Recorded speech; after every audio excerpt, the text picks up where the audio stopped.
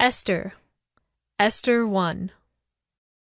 Now in the days of Ahasuerus, the Ahasuerus who reigned from India to Ethiopia over 127 provinces. In those days, when King Ahasuerus sat on his royal throne in Susa, the capital, in the 3rd year of his reign he gave a feast for all his officials and servants. The army of Persia and Media and the nobles and governors of the provinces were before him, while he showed the riches of his royal glory and the splendor and pomp of his greatness for many days, 180 days. And when these days were completed, the king gave for all the people present in Susa, the citadel, both great and small, a feast lasting for 7 days in the court of the garden of the king's palace. There were white cotton curtains and violet hangings fastened with cords of fine linen and purple to silver rods in marble pillars, and also couches of gold and silver on a mosaic pavement of porphyry, marble, mother of pearl, and precious stones. Drinks were served in golden vessels, vessels of different kinds, and the royal wine was lavished according to the bounty of the king. And drinking was according to this edict. There is no compulsion, for the king had given orders to all the staff of his palace to do as each man desired. Queen Vashti also gave a feast for the women in the palace that belonged to King Ahasuerus. On the 7th day, when the heart of the king was merry with wine, he commanded Mehuman, Biztha, Harbona, Bigtha, and Abagtha, Zethar, and Carcass, the 7 eunuchs who served in the presence of King Ahasuerus, to bring Queen Vashti before the king with her royal crown, in order to show the peoples and the princes her beauty, for she was lovely to look at. But Queen Vashti refused to come at the king's command delivered by the eunuchs. At this, the king became enraged, and his anger burned within him.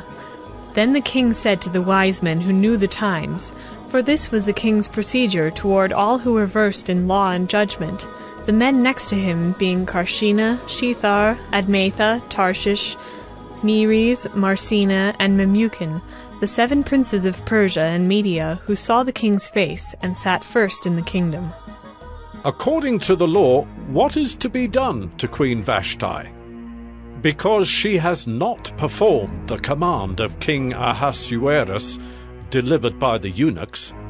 Then Memucan said in the presence of the king and the officials, Not only against the king has Queen Vashti done wrong, but also against all the officials and all the peoples who are in all the provinces of King Ahasuerus.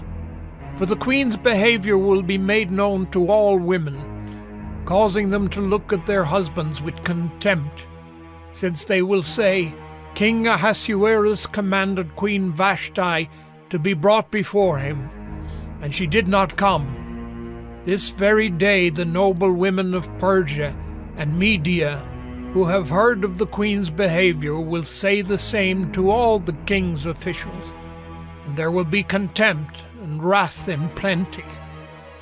If it please the king, let a royal order go out from him, and let it be written among the laws of the Persians and the Medes, so that it may not be repealed, that Vashti is never again to come before King Ahasuerus. And let the king give her royal position to another who is better than she. So when the decree made by the king is proclaimed throughout all his kingdom, for it is vast, all women will give honor to their husbands, high and low alike. This advice pleased the king and the princes, and the king did as Memucan proposed. He sent letters to all the royal provinces, to every province in its own script, and to every people in its own language, that every man be master in his own household, and speak according to the language of his people. Esther 2. After these things, when the anger of King Ahasuerus had abated, he remembered Vashti and what she had done and what had been decreed against her. Then the king's young men who attended him said, Let beautiful young virgins be sought out for the king, and let the king appoint officers in all the provinces of his kingdom to gather all the beautiful young virgins to the harem in Susa, the capital, under custody of Hegai, the king's eunuch, who is in charge of the women. Let their cosmetics be given them, and let the young woman who pleases the king be queen instead of Vashti." This pleased the king, and he did so. Now there was a Jew in Susa the citadel, whose name was Mordecai, the son of Jair, son of Shimei, son of Kish, a Benjaminite, who had been carried away from Jerusalem among the captives carried away with Jeconiah king of Judah, whom Nebuchadnezzar king of Babylon had carried away. He was bringing up Hadassah, that is, Esther, the daughter of his uncle, for she had neither father nor mother. The young woman had a beautiful figure and was lovely to look at, and when her father and her mother died, Mordecai took her as his own daughter.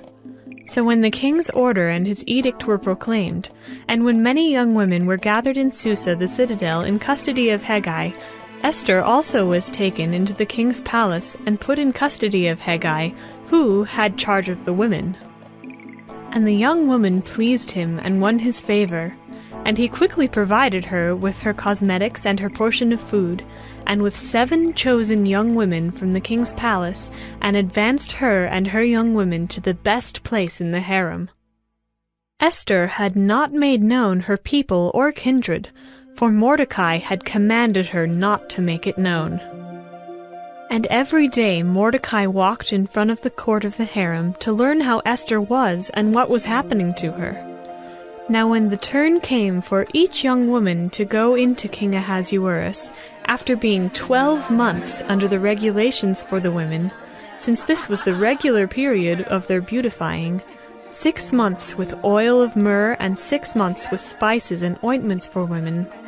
When the young woman went in to the king in this way, she was given whatever she desired to take with her from the harem to the king's palace.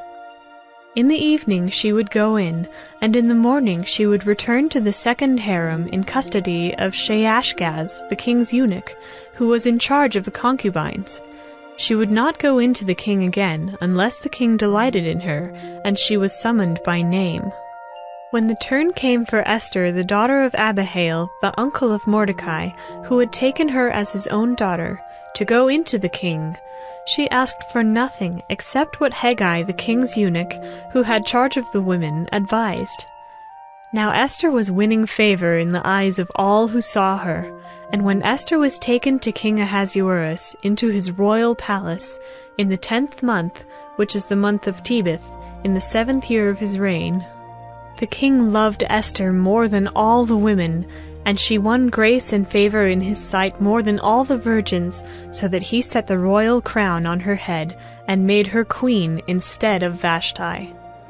Then the king gave a great feast for all his officials and servants. It was Esther's feast. He also granted a remission of taxes to the provinces, and gave gifts with royal generosity. Now when the virgins were gathered together the second time, Mordecai was sitting at the king's gate. Esther had not made known her kindred or her people, as Mordecai had commanded her, for Esther obeyed Mordecai just as when she was brought up by him. In those days, as Mordecai was sitting at the king's gate, Bigthan and Teresh, 2 of the king's eunuchs who guarded the threshold, became angry, and sought to lay hands on King Ahasuerus. And this came to the knowledge of Mordecai, and he told it to Queen Esther, and Esther told the king in the name of Mordecai. When the affair was investigated and found to be so, the men were both hanged on the gallows, and it was recorded in the book of the Chronicles in the presence of the king. Esther 3. After these things, King Ahasuerus promoted Haman the Agagite, the son of Hammedatha, and advanced him, and set his throne above all the officials who were with him. And all the king's servants who were at the king's gate bowed down and paid homage to Haman, for the king had so commanded concerning him. But Mordecai did not bow down or pay homage.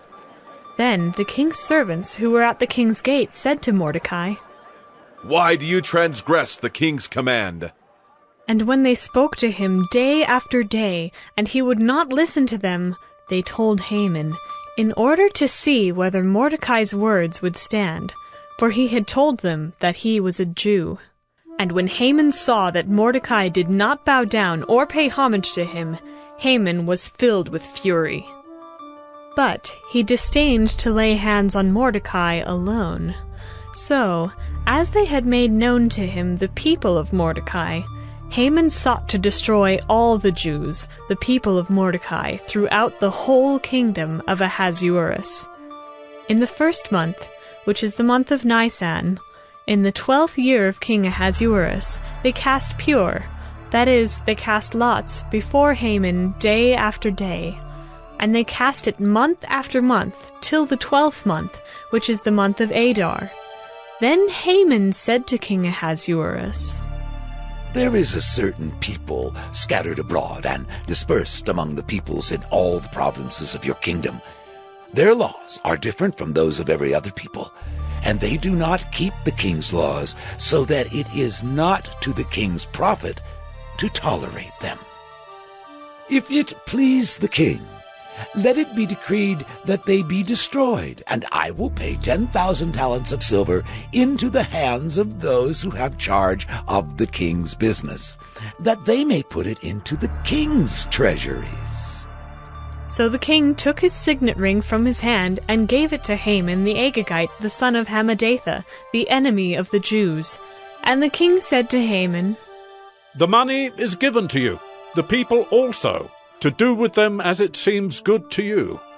Then the king's scribes were summoned on the 13th day of the 1st month, and an edict, according to all that Haman commanded, was written to the king's satraps and to the governors over all the provinces and to the officials of all the peoples, to every province in its own script and every people in its own language. It was written in the name of King Ahasuerus and sealed with the king's signet ring. Letters were sent by couriers to all the king's provinces with instruction to destroy, to kill, and to annihilate all Jews, young and old, women and children, in one day, the 13th day of the 12th month, which is the month of Adar, and to plunder their goods.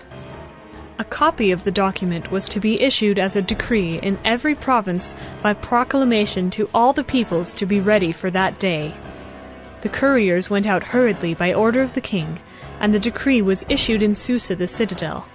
And the king and Haman sat down to drink, but the city of Susa was thrown into confusion. Esther 4. When Mordecai learned all that had been done, Mordecai tore his clothes and put on sackcloth and ashes, and went out into the midst of the city, and he cried out with a loud and bitter cry. He went up to the entrance of the king's gate, for no one was allowed to enter the king's gate clothed in sackcloth. And in every province, wherever the king's command and his decree reached, there was great mourning among the Jews, with fasting and weeping and lamenting, and many of them lay in sackcloth and ashes. When Esther's young women and her eunuchs came and told her, the queen was deeply distressed. She sent garments to clothe Mordecai so that he might take off his sackcloth, but he would not accept them. Then Esther called for Hathach, one of the king's eunuchs, who had been appointed to attend her, and ordered him to go to Mordecai to learn what this was and why it was. Hathach went out to Mordecai in the open square of the city in front of the king's gate, and Mordecai told him all that had happened to him, and the exact sum of money that Haman had promised to pay into the king's treasuries for the destruction of the Jews. Mordecai also gave him a copy of the written decree issued in Susa for their destruction, that he might show it to Esther, and explain it to her, and command her to go to the king, to beg his favor, and plead with him on behalf of her people. And Hathach went and told Esther what Mordecai had said. Then Esther spoke to Hathach and commanded him to go to Mordecai and say, All the king's servants and the people of the king's provinces know that if any man or woman goes to the king inside the inner court without being called, there is but one law, to be put to death, except the one to whom the king holds out the golden scepter so that he may live. But as for me, I have not been called to come into the king these 30 days. And they told Mordecai what Esther had said. Then Mordecai told them to reply to Esther. Do not think to yourself that in the king's palace you will escape any more than all the other Jews. For if you keep silent at this time, relief and deliverance will rise for the Jews from another place, but you and your father's house will perish. And who knows whether you have not come to the kingdom for such a time as this? Then Esther told them to reply to Mordecai. Go, gather all the Jews to be found in Susa, and hold a fast on my behalf. And do not eat or drink for 3 days, night or day. I and my young women will also fast as you do. Then I will go to the king, though it is against the law, and if I perish, I perish. Mordecai then went away and did everything as Esther had ordered him. Esther 5. On the 3rd day, Esther put on her royal robes and stood in the inner court of the king's palace in front of the king's quarters, while the king was sitting on his royal throne inside the throne room opposite the entrance to the palace. And when the king saw Queen Esther standing in the court, she won favor in his sight, and he held out to Esther the golden scepter that was in his hand. Then Esther approached and touched the tip of the scepter, and the king said to her, What is it, Queen Esther? What is your request? It shall be given you, even to the half of my kingdom. And Esther said, If it please the king, let the king and Haman come today to a feast that I have prepared for the king. Then the king said, Bring Haman quickly, so that we may do as Esther has asked. So the king and Haman came to the feast that Esther had prepared. And as they were drinking wine after the feast, the king said to Esther, What is your wish? It shall be granted you. And what is your request? Even to the half of my kingdom it shall be fulfilled. Then Esther answered, My wish and my request is, if I have found favor in the sight of the king, and if it please the king to grant my wish and fulfill my request, let the king and Haman come to the feast that I will prepare for them, and tomorrow I will do as the king has said. And Haman went out that day joyful and glad of heart. But when Haman saw Mordecai in the king's gate, that he neither rose nor trembled before him, he was filled with wrath against Mordecai. Nevertheless, Haman restrained himself and went home, and he sent and brought his friends and his wife Zeresh. And Haman recounted to them the splendor of his riches, the number of his sons, all the promotions with which the king had honored him, and how he had advanced him above the officials and the servants of the king. Then Haman said, Even Queen Esther, let no one but me come with the king to the feast she prepared. And tomorrow also I am invited by her together with the king. Yet all this is worth nothing to me, so long as I see Mordecai the Jew sitting at the king's gate. Then his wife Zeresh and all his friends said to him, Let a gallows 50 cubits high be made, and in the morning tell the king to have Mordecai hanged upon it. Then go joyfully with the king to the feast. This idea pleased Haman, and he had the gallows made. Esther 6. On that night the king could not sleep, and he gave orders to bring the book of memorable deeds, the Chronicles, and they were read before the king. And it was found written how Mordecai had told about Bigthana and Teresh, 2 of the king's eunuchs who guarded the threshold, and who had sought to lay hands on King Ahasuerus. And the king said, What honor or distinction has been bestowed on Mordecai for this? The king's young men who attended him said, Nothing has been done for him. And the king said, Who is in the court? Now Haman had just entered the outer court of the king's palace to speak to the king about having Mordecai hanged on the gallows that he had prepared for him. And the king's young men told him, Haman is there, standing in the court. And the king said, Let him come in. So Haman came in, and the king said to him, What should be done to the man whom the king delights to honor? And Haman said to himself, Whom would the king delight to honor more than me? And Haman said to the king, For the man whom the king delights to honor, let royal robes be brought, which the king has worn, and the horse that the king has ridden, and on whose head a royal crown is set. And let the robes and the horse be handed over to one of the king's most noble officials. Let them dress the man whom the king delights to honor, and let them lead him on the horse through the square of the city, proclaiming before him, Thus shall it be done to the man whom the king delights to honor. Then the king said to Haman, Hurry, take the robes and the horse, as you have said, and do so to Mordecai the Jew, who sits at the king's gate. Leave out nothing that you have mentioned. So Haman took the robes and the horse, and he dressed Mordecai and led him through the square of the city, proclaiming before him, Thus shall it be done to the man whom the king delights to honor. Then Mordecai returned to the king's gate. But Haman hurried to his house, mourning and with his head covered. And Haman told his wife Zeresh and all his friends everything that had happened to him. Then his wise men and his wife Zeresh said to him, If Mordecai, before whom you have begun to fall, is of the Jewish people, you will not overcome him, but will surely fall before him. While they were yet talking with him, the king's eunuchs arrived and hurried to bring Haman to the feast that Esther had prepared.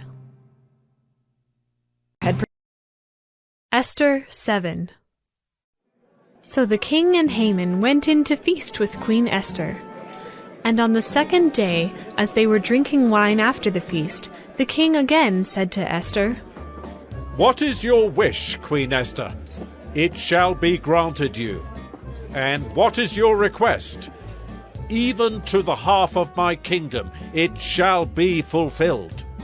Then Queen Esther answered, If I have found favor in your sight, O king, and if it please the king, let my life be granted me, for my wish, and my people for my request. For we have been sold, I and my people, to be destroyed, to be killed, and to be annihilated.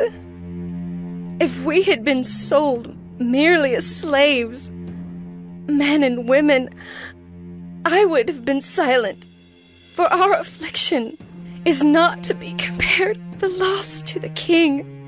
Then King Ahasuerus said to Queen Esther, Who is he and where is he who has dared to do this? And Esther said, A foe and enemy, this wicked Haman. Then Haman was terrified before the king and the queen. And the king arose in his wrath from the wine drinking and went into the palace garden. But Haman stayed to beg for his life from Queen Esther, for he saw that harm was determined against him by the king. And the king returned from the palace garden to the place where they were drinking wine, as Haman was falling on the couch where Esther was. And the king said, Will he even assault the queen in my presence, in my own house? As the word left the mouth of the king, they covered Haman's face. Then Harbona, one of the eunuchs in attendance on the king, said, Moreover, the gallows that Haman has prepared for Mordecai, whose word saved the king, is standing at Haman's house, 50 cubits high. And the king said, Hang him on that. So they hanged Haman on the gallows that he had prepared for Mordecai. Then the wrath of the king abated. Esther 8. On that day, King Ahasuerus gave to Queen Esther the house of Haman, the enemy of the Jews. And Mordecai came before the king, for Esther had told what he was to her. And the king took off his signet ring, which he had taken from Haman, and gave it to Mordecai. And Esther set Mordecai over the house of Haman. Then Esther spoke again to the king. She fell at his feet and wept, and pleaded with him to avert the evil plan of Haman the Agagite, and the plot that he had devised against the Jews.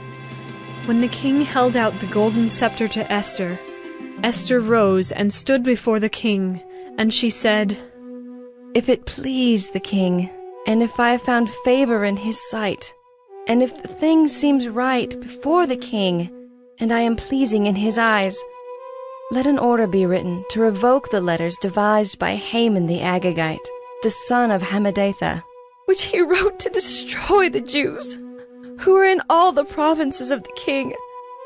For how can I bear to see the calamity that is coming to my people? Or how can I bear to see the destruction of my kindred?" Then King Ahasuerus said to Queen Esther and to Mordecai the Jew, Behold, I have given Esther the house of Haman, and they have hanged him on the gallows, because he intended to lay hands on the Jews. But you may write as you please with regard to the Jews in the name of the king, and seal it with the king's ring. For an edict written in the name of the king and sealed with the king's ring cannot be revoked. The king's scribes were summoned at that time, in the 3rd month, which is the month of Sivan, on the 23rd day. And an edict was written, according to all that Mordecai commanded concerning the Jews, to the satraps and the governors and the officials of the provinces, from India to Ethiopia, 127 provinces, to each province in its own script, and to each people in its own language, and also to the Jews in their script and their language. And he wrote in the name of King Ahasuerus, and sealed it with the king's signet ring.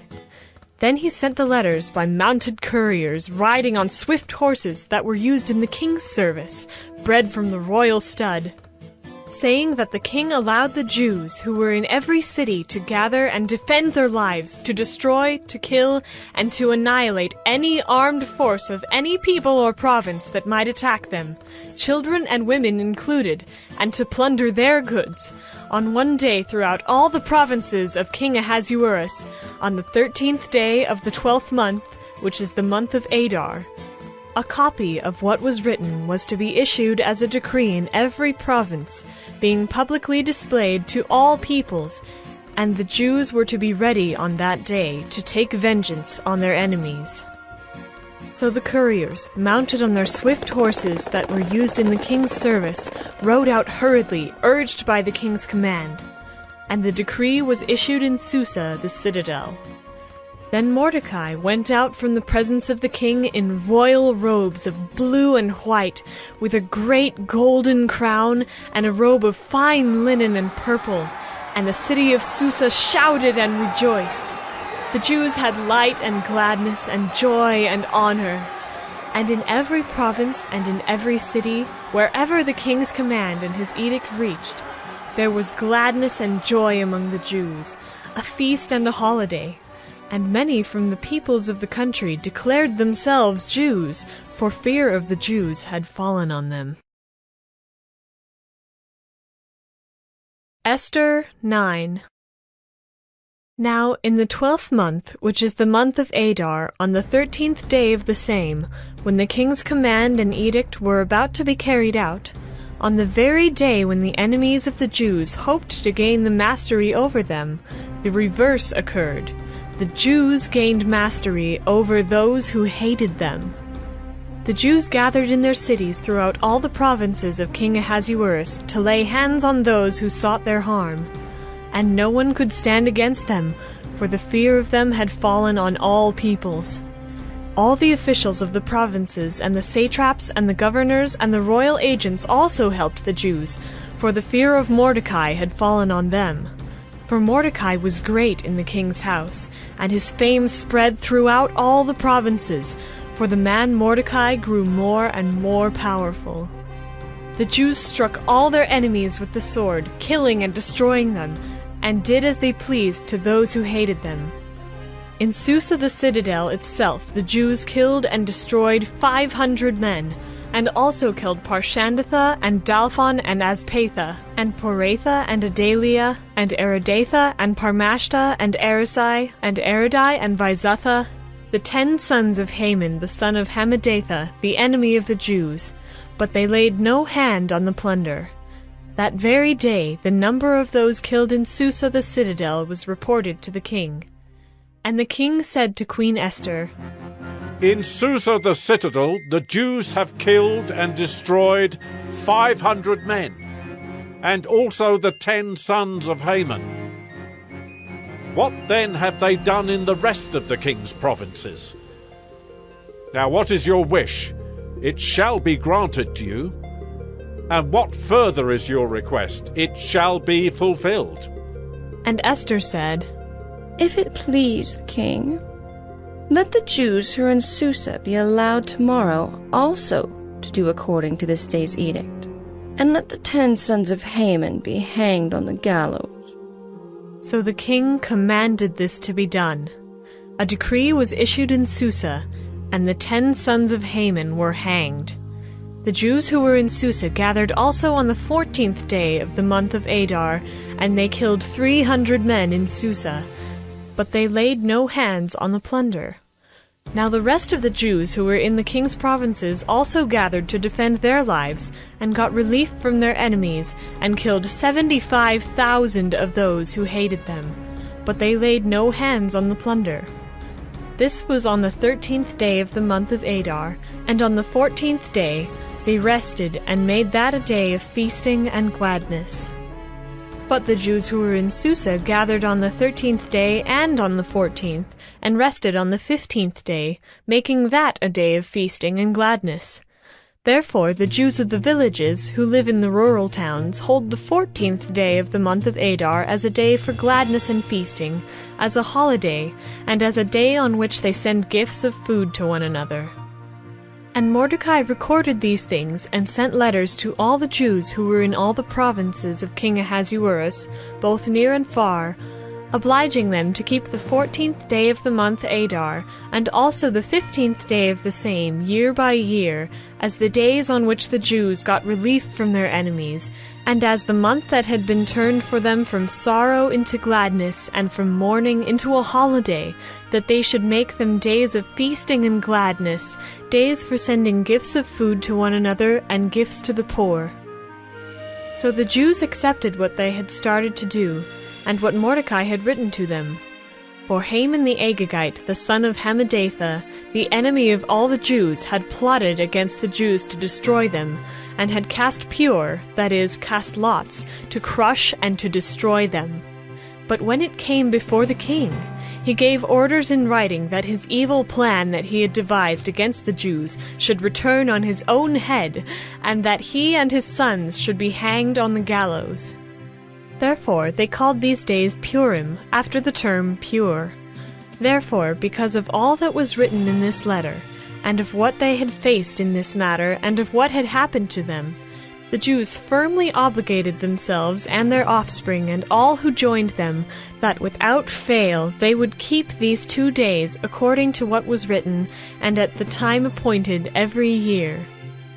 That these days should be remembered and kept throughout every generation in every clan, province, and city, and that these days of Purim should never fall into disuse among the Jews, nor should the commemoration of these days cease among their descendants. Then Queen Esther, the daughter of Abihail, and Mordecai the Jew gave full written authority confirming this second letter about Purim. Letters were sent to all the Jews, to the 127 provinces of the kingdom of Ahasuerus, in words of peace and truth, that these days of Purim should be observed at their appointed seasons, as Mordecai the Jew and Queen Esther obligated them, and as they had obligated themselves and their offspring, with regard to their fasts and their lamenting. The command of Queen Esther confirmed these practices of Purim, and it was recorded in writing. Esther 10. King Ahasuerus imposed tax on the land and on the coastlands of the sea.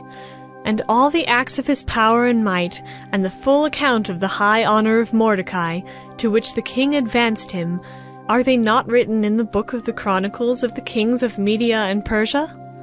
For Mordecai the Jew was second in rank to King Ahasuerus, and he was great among the Jews, and popular with the multitude of his brothers, for he sought the welfare of his people, and spoke peace to all his people.